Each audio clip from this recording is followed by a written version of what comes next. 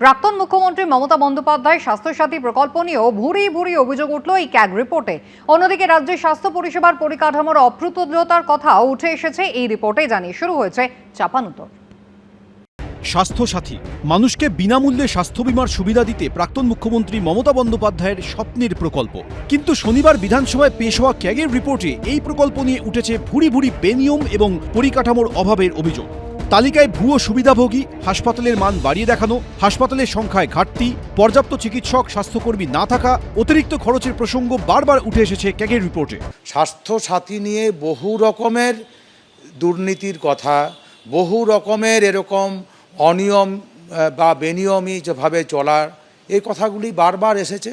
যেহেতু এখানে আর্থিক দুর্নীতি, তছরূপ, বেনিয়ম, দুর্বৃত্ত চক্রের কথাগুলি আছে, স্বাভাবিকভাবেই তারা যে এই রিপোর্টগুলি জনসমক্ষে নিয়ে আসবেন না, এতে আশ্চর্য হওয়ার কি আছে। ক্যাগের রিপোর্টে বলা হয়েছে 2023 সালের মার্চ মাস পর্যন্ত রাজ্যে রেশন কার্ড হোল্ডারের সংখ্যার তুলনায় প্রায় 10% বেশি স্বাস্থ্যসাথী প্রকল্পের উপভোক্তা ছিল।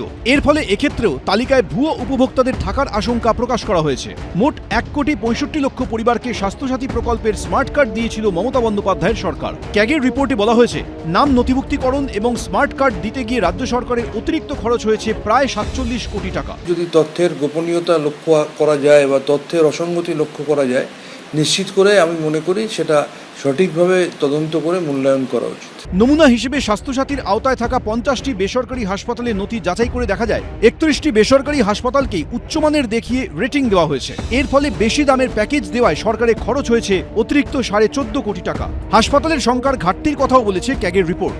সেখানে উল্লেখ রয়েছে 2 কোটির বেশি পরিবারের জন্য 3000-এর বেশি হাসপাতাল থাকার প্রয়োজন থাকলেও তালিকাভুক্ত ছিল 2605টি। পরিদর্শন করা 65টি হাসপাতালের মধ্যে চিকিৎসকের ঘাটতি ছিল 32টিতে, 36টিতে নার্স এবং 16টি হাসপাতালে ভেন্টিলেটরের মতো জরুরি সরঞ্জামের অভাব ছিল। ক্যাগের রিপোর্টে রয়েছে বীমা সংস্থাগুলোর কাছে রাজ্য সরকারের বকেয়া ছিল 7,26,00,000 টাকার মতো। পরে জরিমানা সহ সেই অঙ্ক 31 কোটি ছাড়িয়ে গেছে, কিন্তু তাও সেই টাকা বীমা সংস্থাগুলোকে মেটানো হয়নি। রিপোর্ট অনুযায়ী পর্যাপ্ত বাজেটের অভাবে 2022-23 সালে তৎকালীন রাজ্য সরকারকে 721 কোটি টাকা ঋণ নিতে হয়, যার ফলে সুদ বাবদ সরকারকে গুনতে হয়েছে অতিরিক্ত প্রায় 11 কোটি টাকা। স্বাস্থ্যসাথী উপরে অডিট রিপোর্ট দেখলে আমার মনে হয় যে যেগুলো বেরোচ্ছে আর একটু কদিন বেরোক। আমরা এরকমও পেয়েছি যে রুগী নেই, সেই রুগীকে খুঁজে পাওয়া যায়নি, তার নামেও বিল হয়েছে। তো এখানে নিশ্চয়ই দুজনে হাত ধরাধরি করেছে।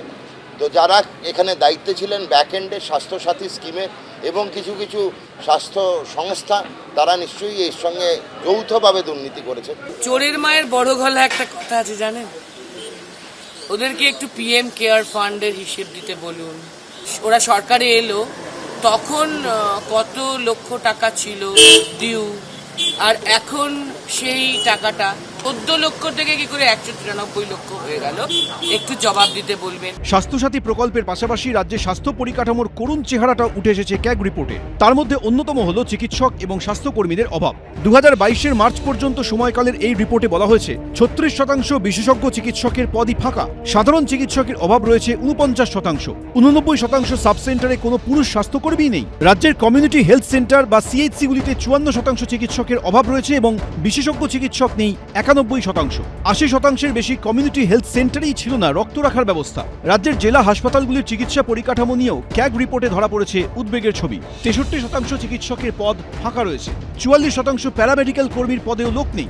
জেলা সরকারি হাসপাতালগুলিতে প্রশাসনিক আধিকারিকদেরও 80% পদই ফাঁকা। যে টাকাটা আছে সরকারি কোষাগারের টাকা, সেটা দিয়ে পরিকাঠামো তৈরি করা, সত্যি কি পরিকাঠামো তৈরি হয়েছে? তাহলে এই রিপোর্টের মধ্যেই আছে, আপনারা দেখতে পাবেন যে পরিকাঠামো তৈরি নয়, বেলানোর জন্য যে টাকা খরচ সেই টাকাটা বেশি খরচ হয়েছে, পরিকাঠামো তৈরিতে টাকা অনেক কম খরচ হয়েছে। নতুন বিজেপি সরকার আসার আগে মুখ্যমন্ত্রিত্বের পাশাপাশি স্বাস্থ্য দপ্তরও নিজের হাতেই রেখেছিলেন মমতা বন্দ্যোপাধ্যায়। 2016 বিধানসভা ভোটের আগে 5 লক্ষ টাকার বীমা স্বাস্থ্যসাথী প্রকল্পের ঘোষণাও তিনিই করেছিলেন। এবার সেসব নিয়েই উঠছে পরিকাঠামোর অভাব থেকে নানা বেনিয়মের অভিযোগ। ঝিলম করঞ্জাই, সন্দীপ সরকার, অনির্বাণ বিশ্বাস, এবিপি আনন্দ। যোগ্য না হয়েও মিলেছিল ক্ষতিপূরণ, আবার কোথাও একই অ্যাকাউন্টে ঢুকেছিল একাধিকবার টাকা, সঙ্গে ভুক্তভোগীদের সংখ্যাতেও ছিল গরমিল। আমফানের ত্রাণ ও ক্ষতিপূরণ নিয়েও এবার ক্যাগের রিপোর্টে উঠে এলো একাধিক অভিযোগ। প্রাকৃতিক বিপর্যয় আসলে এদের নাচ গান বেড়ে যেত, কটাক্ষ করে বললেন শিল্পমন্ত্রী। পাল্টা উত্তর দিয়েছে কালীঘাট তৃণমূল শিবির।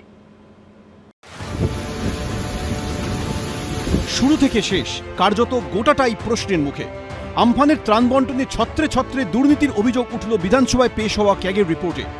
অতিরঞ্জিত ও অবাস্তব ক্ষতির হিসেব দেখানো থেকে শুরু, এরপর ভুক্তভোগীদের সংখ্যায় বিপুল গড়বিল, যাচাই না করেই দেদার অর্থবিলি, এক অ্যাকাউন্টে একাধিকবার ক্ষতিপূরণের টাকা, যোগ্য না হয়েও ক্ষতিপূরণের অর্থ পাওয়া, উপভোক্তার অ্যাকাউন্ট ও টাকা পাওয়া অ্যাকাউন্ট নম্বরে অমিলের মতো গুচ্ছ গুচ্ছ অভিযোগ ধরা পড়েছে ক্যাগের রিপোর্টে। শনিবারই বিধানসভায় তৃণমূল আমলের মোট 28টি ক্যাগ রিপোর্ট পেশ করেন অর্থমন্ত্রী স্বপন দাশগুপ্ত।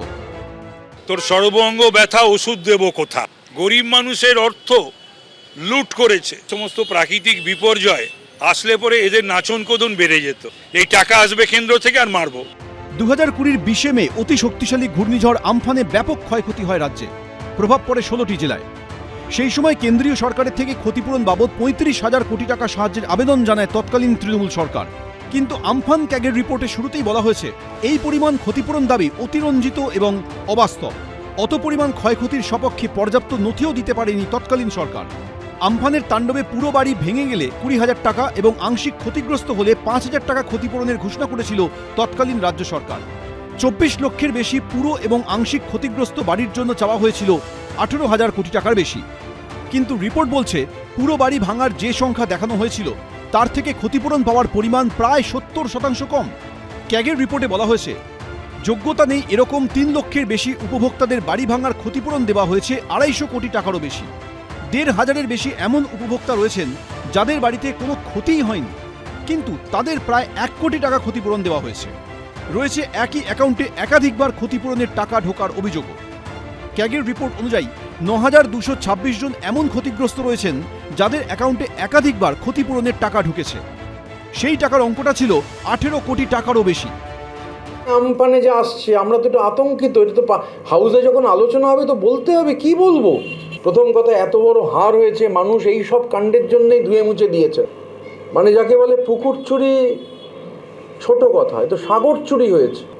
যারা দায়িত্বে ছিলেন সমস্ত রাস্তা কিন্তু তাদের অবধি পৌঁছবে। All roads lead to Rome. চৌর্যবৃত্তি, গরিব মানুষের অর্থ তারা মেরে দিয়েছে। এবং এই আমফান টামফানের ব্যাপারে এরা তো হিসেব দেওয়ার বিরুদ্ধে। তো ওইখান থেকে তো মানে সমস্ত কিছুর থেকে তো অর্থ মারার একটা ফিকির, সবাই মিলে এই কাজটি করেছে এবং সেটাকে প্রশ্রয় দিয়ে গেছে মমতা ব্যানার্জি। এই পরিস্থিতিতে ক্যাগ রিপোর্ট নিয়ে আলোচনার জন্য বিশেষ অধিবেশনও ডাকার ঘোষণা করেছে রাজ্য সরকার। বিজেপির যে সরকারগুলো আছে সেখানকার ক্যাগ রিপোর্ট বের করুন না। বিজেপির যে সরকারগুলি আছে অন্য রাজ্যে, সেখানকার ক্যাগ রিপোর্টগুলো একটুখানি দিতে বলুন না। তারপর দেখবেন ক্যাগ রিপোর্টের পাতায় পাতায় কি থাকে আর কেন থাকে। ক্যাগকে পূর্ণ সম্মান দিয়ে বলছি, ক্যাগ কন্ট্রোলড বাই বিজেপি, মানে নট বিজেপি বাট কেন্দ্রীয় সরকার। তো এখন ক্যাগ তারা কিছু দিয়েছেন, এটা ঠিক না ভুল এগুলো তো জানি না, এটা তো প্রশাসনিক বিষয়। অতীতে আমফানের ক্ষতিপূরণের অর্থবিলি নিয়ে জেলায় জেলায় দুর্নীতির অভিযোগ ওঠে। কোথাও বিতর্কের মুখে প্রশাসনকে টাকাও ফেরত দিতে দেখা গিয়েছিল, আবার কোথাও টাকা আদায় করতে বাড়িতে নোটিশ দিতে হয়েছিল প্রশাসনকে। এবার সরাসরি ক্যাগের রিপোর্টে উঠে এলো দুর্নীতির প্রসঙ্গ। অর্ণব মুখোপাধ্যায়, ঝিরম কর্ণজয়, সুনীত হালদার, এবিপি আনন্দ। এবিপি আনন্দ, এগিয়ে থাকে, এগিয়ে রাখে।